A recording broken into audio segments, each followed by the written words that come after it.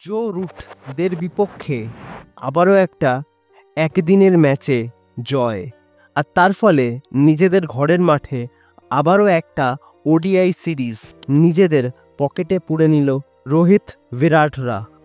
এই বিষয়টা যেমন সমস্ত ভারতীয় ক্রিকেট ফ্যানেদের কাছে খুবই আনন্দের, তবে তার থেকেও অনেক বেশি আনন্দের একটা ব্যাপার হলো যাকে নিয়ে কোটি কোটি ক্রিকেট ভক্তদের আবেগ, যার অসাধারণ ব্যাটিং দেখার জন্য অধীর আগ্রহে সমস্ত ক্রিকেট প্রেমী মানুষ অপেক্ষা করছিল, তিনি কিন্তু অবশেষে ফিরলেন তার পুরনো রূপে।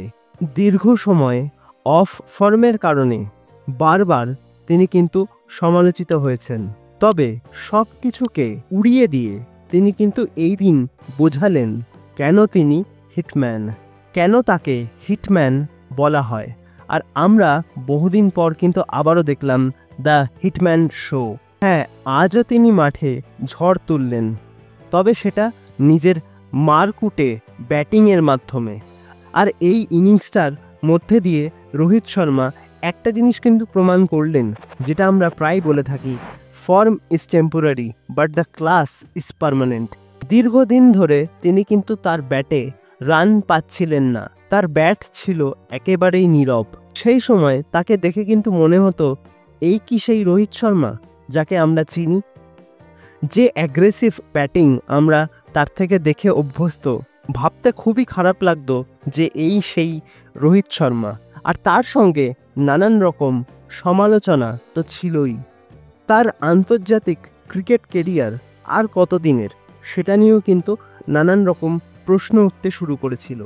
কিন্তু এই একদিনের ম্যাচে ইংল্যান্ডের বিপক্ষে তিনি সমস্ত সমালোচনার জবাব দিলেন, কিন্তু সেটা অবশ্যই তার দুর্দান্ত অসাধারণ ব্যাটিংয়ের মাধ্যমে।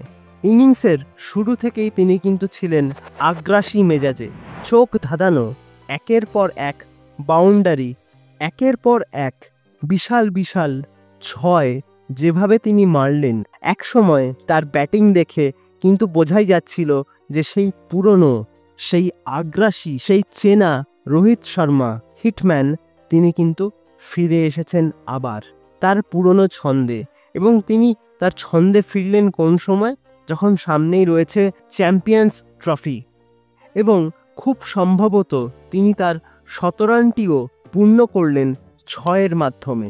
এবং এই সব কিছুর মধ্যে দিয়ে কিন্তু তিনি তার একদিনের আন্তর্জাতিক কেরিয়ারে ৩২তম সেঞ্চুরিটাও কিন্তু পূরণ করে ফেললেন।